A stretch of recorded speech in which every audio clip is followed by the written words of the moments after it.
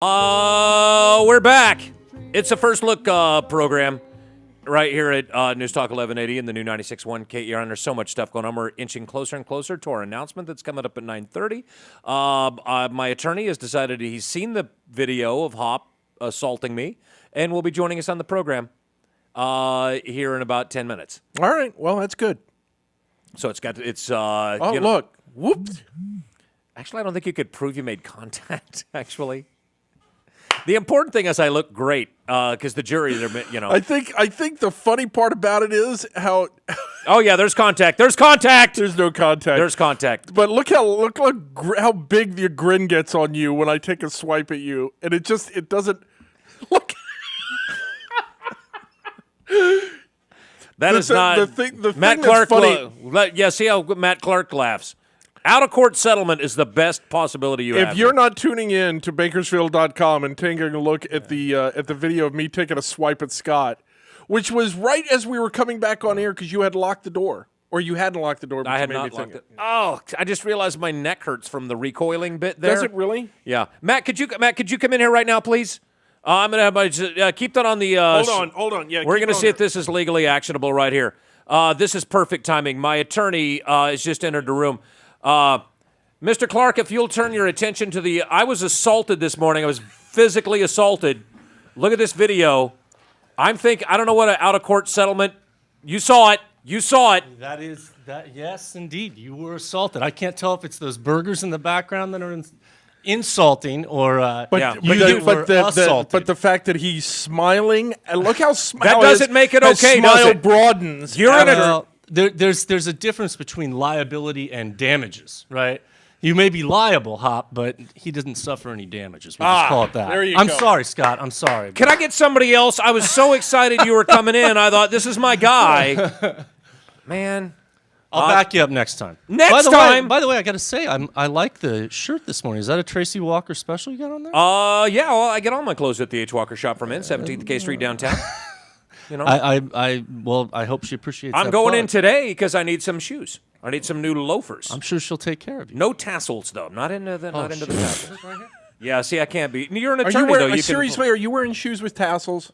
I am. Is that bad, Hop? No, I think that is like standard attorney attire, isn't it? You know, if you're trying to impress in court in front of a jury, you got to have the tassels. You know, it's funny you bring this up. My illustrious partner, Dave Cohn, has told me on several occasions, never, ever wear tassels to court. Really? So, yeah. Why? Because it's an elitist shoe. Right. They look at that and they go, but you have to, in order to... Matlock never had tassels. No, remember what the real estate king said in American Beauty? In order to project an air, you have to, in order to be successful, you must project an air of successfulness. We see how that worked out for Dave Crisp in that group, right? Bingo. Nice.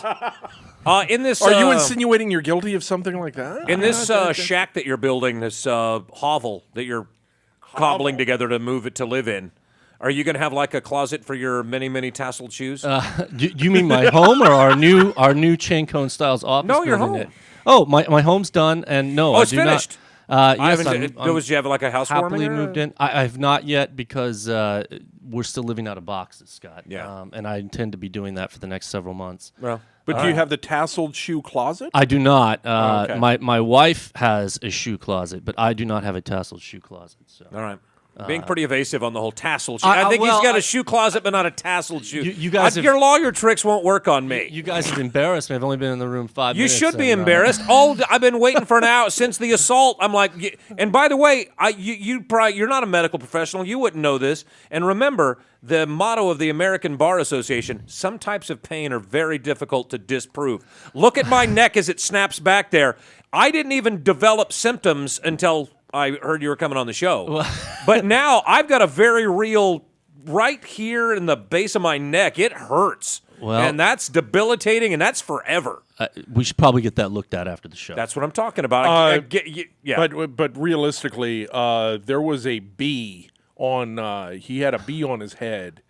And I was trying to stop Scott from being stung by the bee. That didn't happen. There's clearly no bee. Show me the bee in that video. It had already flown away. I reacted too slowly because, as you like to remark all the time, look on at this the air, here, and there's. Look, I'm guaranteeing you right now, 50% of the settlement.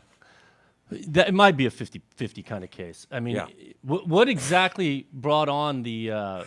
I'm He's not out of even gonna call control. it a He's an slap, animal. but- He's more animal than he has a man. he had a bee on his He head. lashed out at me in furious anger. I was listening to the show before as I was I driving in was this enjoying morning. a moment of quiet I was praying is what I was doing for all the orphans of the world. I'm sitting there.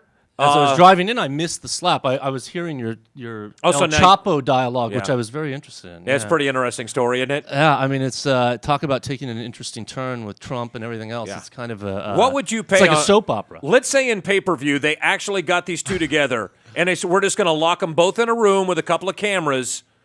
Two enter, one man goes, one man leaves. It's kind of Pacquiao Mayweather all over again. No, these guys might actually hit each other.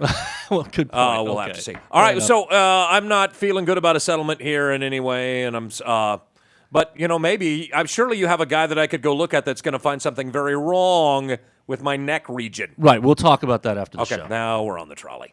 But you're coming on with Beene for some reason, right? That I was invited to come on and speak with you guys this morning. So, as always, thank you for the invite. So you didn't? I thought you were listening and saw the incident and came down here out of concern for my well-being. You know, I would have had I been listening at that moment. Like I said, I was listening to the El Chapo story, which I thought you put a nice twist on it. Thank you. I didn't realize that there was a tweet involved in that. See, any idiot, and people do this all day, every day, can go on the thing and tell you what's going on. I give it color and bring it to life in a You way. analyze it. Yeah, exactly. And It's kind of what lawyers do. And I dig up the extra detail and I put it in there. Well, So I'm 50. I don't think I could get through law school, but I'd make an excellent attorney. You Get would. me one of them Matlock suits. you Get look me good one in of them seersucker. Matlock suits. What? It worked for Better Call Saul. It worked for Yeah. Slippin' Jimmy. Yeah. All right. We're gonna take a break. We're gonna come back and talk some more. You don't have to go out and come in again. You could just stay. Thank you. What do you call? What is that? A sidebar? What do they call it when they need to get out of the room? That's a sidebar. Yeah, Okay. you're We'll absolutely right. have a sidebar. Or go back into chambers. Now you're on the trolley. We'll do that. But Richard Beene will be here with his flat front khakis, and he's probably got tassels on his shoes as well. No. No. He's even got more elitist shoes on. And doing the no socks driving he's mock. driving is. moccasins. Yeah. That is amazing right there. No, All right. no socks mocks. Okay, I'm with you. He's the no socks mocks. That is awesome. All right, well, we'll be right back, and we'll have Richard Beene, and we'll have Matt Clark, and we will, and I'm glad that Beene is here because he could watch that video, and then we can Can you have a show talk. that video for him Beene maybe real we quick? maybe Have you we seen settle it? this thing out of court right here. Have you seen it, Mr. Beene? I have not. There's the Here incident. we go. There it is. We're showing it right now. That's your employee. That's a guy in your building. This happened. My neck is killing me, by the way. That's you have Hop. Don't Yeah. you have a no violence He's not my policy? employee. It happened in your building on your property. Straighten him out, Matt. Tell him. We'll talk about this on the break, Scott. Some of this has got to be confidential. We'll be right. I know. Richie's whole thing is going to be, why didn't you make stronger contact? That's Richie. gonna be- Yeah, exactly. Why didn't you make a fist, you sissy? We'll be right back. It's First Look. It's News Talk 1180. We're in the new night. Hit him like a man. There's going to have to be I'm getting a steak sandwich out of this minimum, and you get half. You get half a ribeye. We're going over to. Actually, I'd normally get a third. We're sending Enrico over to I'll bring Hammond's. I'll bring you some Russo. We're splitting a ribeye 3 ways. I would live at Hammond's. See, I would too. I'll bring you a Russo bar. Dig- We'll be Digging right Hammond's. back. It's First Look program. It's La Rosa. La Rosa, idiot. whatever. First Look, News Talk 1180, the new 96.1 KERN. We're streaming live on the web at Bakersfield.com. We are back. It's First Look program. It's News Talk 1180, the new 96.1 KERN, streaming live on the internet at Bakersfield.com. After a further review of the incident, I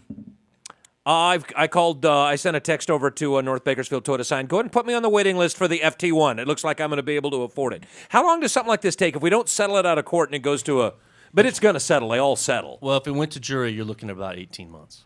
But it's good. This is going to settle out of court. Could. Depends on what Hop's got. Here's what we're going to do. I am going to. He can have my comic book collection and my. But this happened on Beane's property. This is he's got nothing. I don't want his comic books. They're going to take everything you have, Hop, including your flip-flops. I and want my big old kitty. I want Richard Beane's entire collection of flat front khakis. I want all of them. That's a lot. You're going to have to get extra storage space.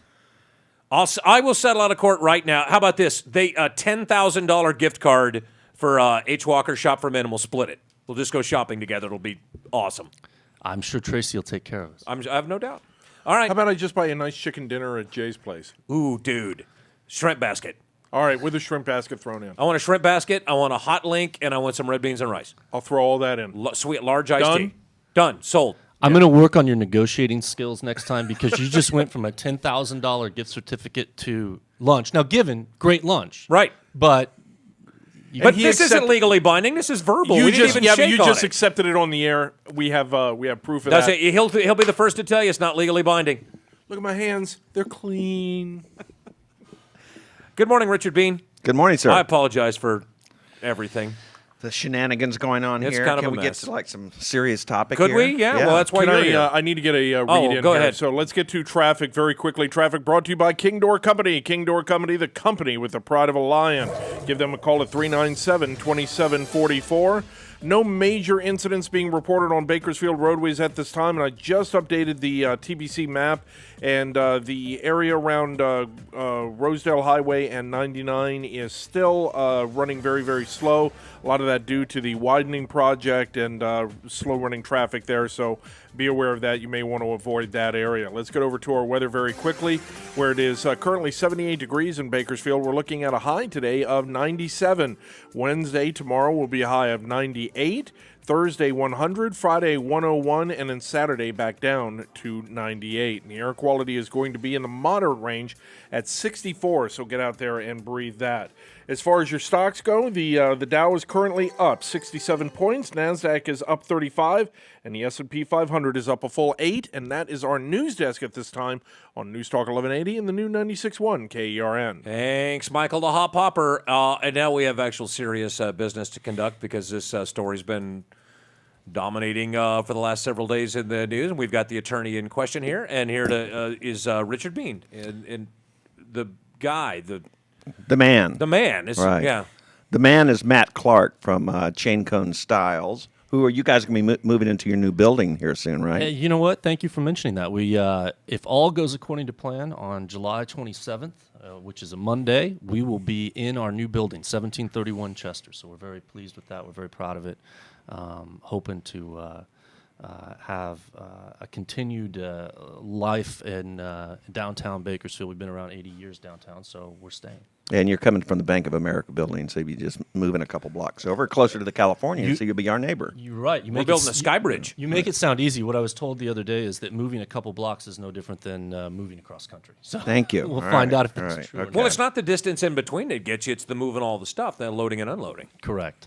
Not looking forward to it. Right. All right, Matt, we're talking about the death of Nancy Joyce Garrett. If you guys remember, it was in September of last year. Correct. I believe she was traveling on. She was traveling eastbound on China Grade Loop when she was hit by a sheriff's deputy who was traveling southbound on North Chester. You know, this is a bizarre thing because there was the Swearingen case was within a couple blocks of that, right? Yeah, the Swearingen case was on Norris Road, and so But also involving a sheriff correct. deputy. Also involving a sheriff's deputy. Actually, the most eerie similarity between the two is in the Swearingen case, he was going right about 85 miles per hour at impact. In this case with Nancy Garrett, the deputy was also traveling, according to the CHP, in excess of 85 miles per hour, only 0.02, so 2/100ths of a second before impact. That's amazing. So what is your? This is a civil lawsuit on behalf of the victims' children, correct? Correct. And you are alleging what? Well, we're alleging a number of things. In fact, the complaint is getting filed in Kern County Superior Court today. We're alleging negligence, which is, in other words, called a wrongful death action, because in this case, she was deceased at the time of the accident or after the accident. But in addition to that, we're making numerous constitutional claims. The reason we're doing that is to hope to make an impact on the culture with the Kern County Sheriff's Office and really to change. We've had too many of these accidents in this community. I know that our firm, as well as my clients in the Swearingen case, we're very, very hopeful that after that accident, after that case, there would have been a cultural change that this speeding through Oildale at really just unnecessary speeds would have stopped. It didn't. Essentially 2 years later, we had the incident involving Ms. Garrett. And both of these happened at the Garrett case happened about 1:45. Is that right? And Correct. the Swearingen case was Also, really early in the morning. correct. It was right around midnight, as I recall. And so, we've got, it's dark out, not a lot of visibility. In the Swearingen case, of course, the two people who were killed were pedestrians. In this case, Ms. Garrett was a passenger or driver of her vehicle. She and her son had gone to a Dodger game earlier that day. The game went into extra innings. I didn't know this. But the game went into extra innings, and the Dodgers won on a wild pitch. And after the 12th inning, the Dodgers win. They get in the car. She drives home. She's about, little less than a mile from her house as she's crossing into the intersection when she's struck. Did she die instantly at the scene? Everything that we have suggests that that's what occurred. It was a very violent impact. The Kern County, the California Highway Patrol's report has numerous photographs of the vehicles in the accident, and you're welcome to look through it, but it was a violent impact. So I think at this point, everybody believes that it was instantaneous. Okay, so the defendants in this case are the County of Kern and the officer. Right, the deputy. The deputy was Nicholas Clerico? Correct. Can you tell us anything about him? Well, yes, I can tell you a little bit. I don't know Deputy Clerico. I've never met him. During the course of the case, we'll have an opportunity to take his deposition, and we'll get to know more about him. But one of the things that the California Highway Patrol discovered during their lengthy 10-month investigation into this case is that he had 2 prior incidents of being involved in accidents, both of which he was determined to be at fault, both for driving at excessive speed. On duty or off One duty? of those, he was on duty. And so that accident occurred, if I recall, about 2 years before our accident. But this is not the first time that he was in his patrol car and involved in an accident due to excessive speed.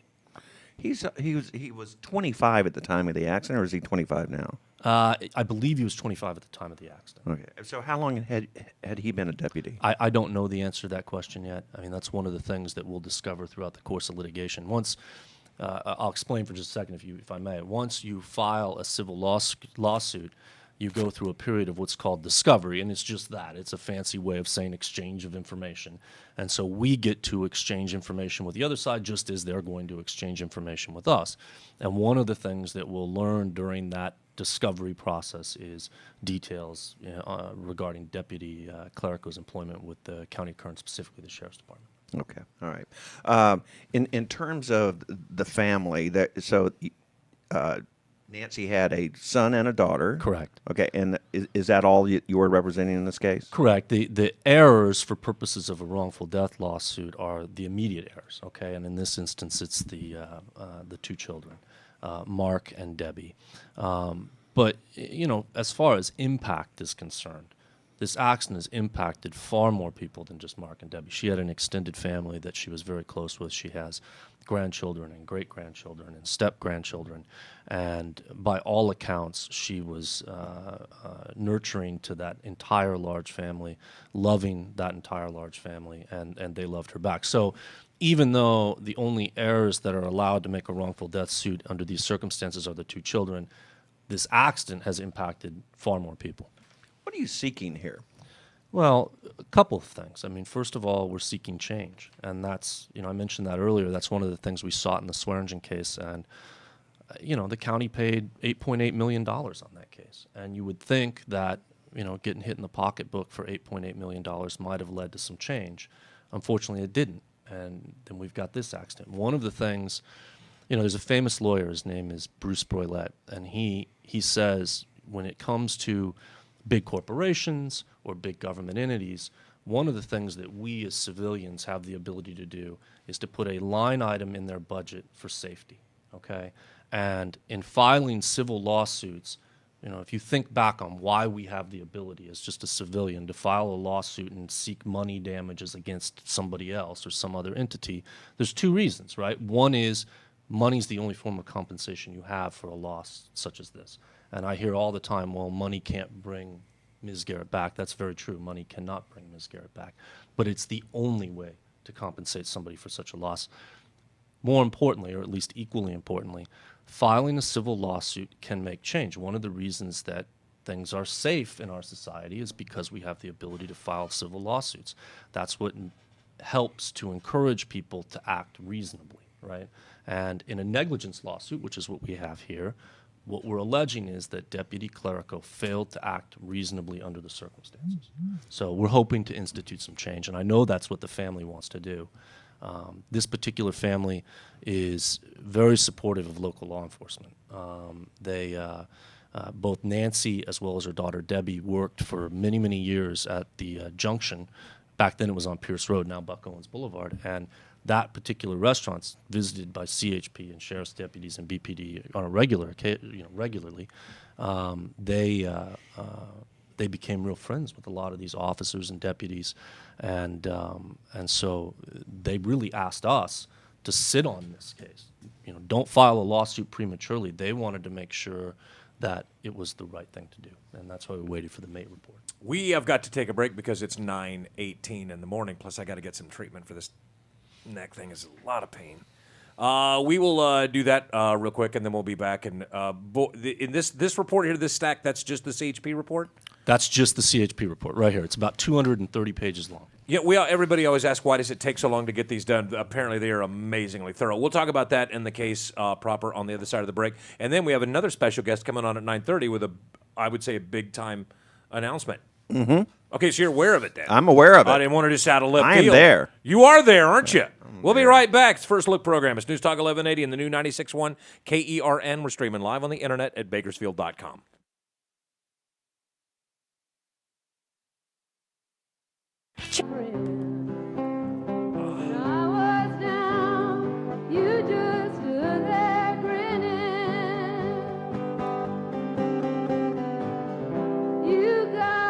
We're back.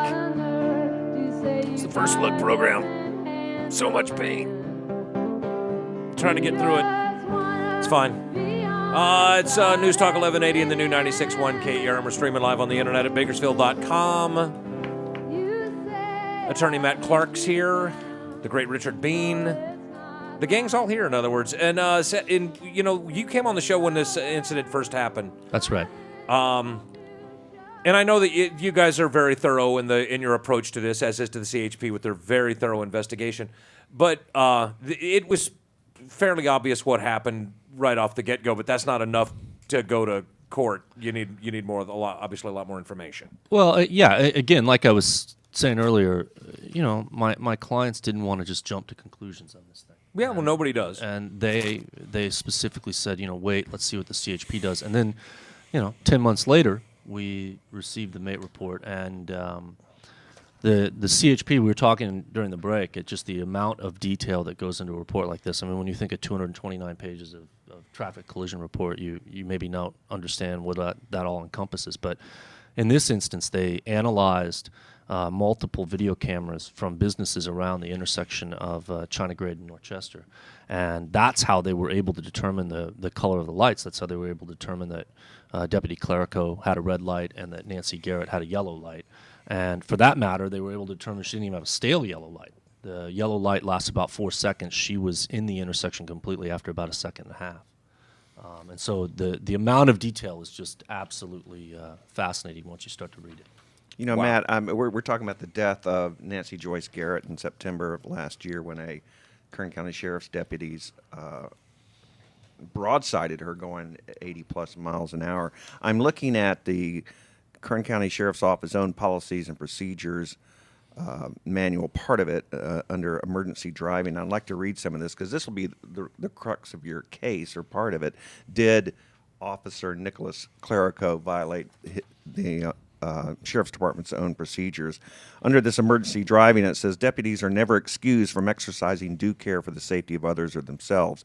Deputies shall not drive a vehicle at a speed greater than is reasonable or prudent, having due regard for weather, visibility, and traffic on. Deputies should consider the light and siren a request for right-of-way and should exercise the utmost caution and care during their driving. Speeds above posted speed limits are rarely necessary or justified. We were talking earlier about when you see a hall ambulance with lights and sirens come through an intersection, they do so very slowly. Right. Well, I mean, they're doing exactly what they're supposed to do, which is pre-clear the intersection, make sure that the intersection's clear, not only for their own safety, but for the safety of the general public. And, when you've got an ambulance with lights and sirens on, it's generally speaking a life and death situation.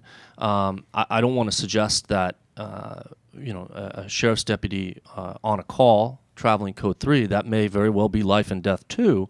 But just like hall ambulance personnel, they've got to slow down, and they've got to make sure that that intersection's clear. In this case, Deputy Clerico, based on everything we know at this point, had his lights and sirens on. But the CHP in their investigation concluded that when Nancy Garrett, who's traveling eastbound on China Grade, as she's approaching that intersection, her vision is completely blocked by a 2-story building on the northwest corner. She couldn't see the lights and sirens until it's too late. There's nothing she can do. They even did a study on the sound, okay, to see, well, could she have heard it, right? And so they did studies where they drove through that intersection, windows up, windows down, radio on, radio off. Ultimately, they concluded with the window down, they could hear the siren, but you can't even tell where it's coming from. Well, even if she could have heard the siren, does that excuse Deputy Clerico from going through the intersection at 80 plus miles an hour? No, absolutely not. All it does is it adds to the overall flavor of the case. I mean, she could not reasonably have heard it. She cannot have seen it. And so it just suggests that she's totally faultless in the whole thing. I think there's another portion of the Sheriff's Department let me read policy this. It that's says, important. when entering intersections against a traffic control device or when crossing blind intersections, deputies shall slow their vehicles to a point that they will be able to safely stop for any cross traffic that fails to yield the right-of-way. Deputies shall only continue through the intersection after clearing each lane individually. Right, and that clearly didn't happen. I mean, the CHP did a study where it sounds as though they were using one of their own patrol cars, which is very much like a Kern County Sheriff's deputy's patrol car.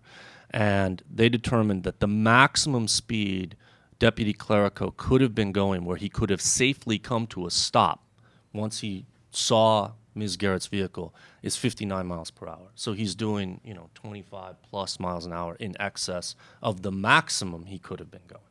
That's amazing. And I'm sure it's going to come into play as well. Does where he was headed? I mean, they're going to break up a bar fight at a bar. the long Right, that's what they're right. This isn't an officer down major emergency situation. It's Which still wouldn't have justified it, clearly but you not, could but, have yeah. you could have argued that. Right. No, it's there's different. nothing to suggest that this was a situation where there was an officer in jeopardy. Now, maybe we learn more through that discovery process that we were talking about earlier. But again, as Richard has suggested, even if that were the case, you still have an obligation to look out for the due care of the general public. all right. We'll come back when you get more information, or just come back and hang out, and we'll talk about the thing with the stuff and the neck and the deal and the money. Matt Clark, thank you for coming. As this case goes on, we'll get you back. I'll remind everybody the swear engine case earlier settled for $8.8 million. We'll be right back. Big news coming. Don't go anywhere. It's First Look. Why should you hire a roof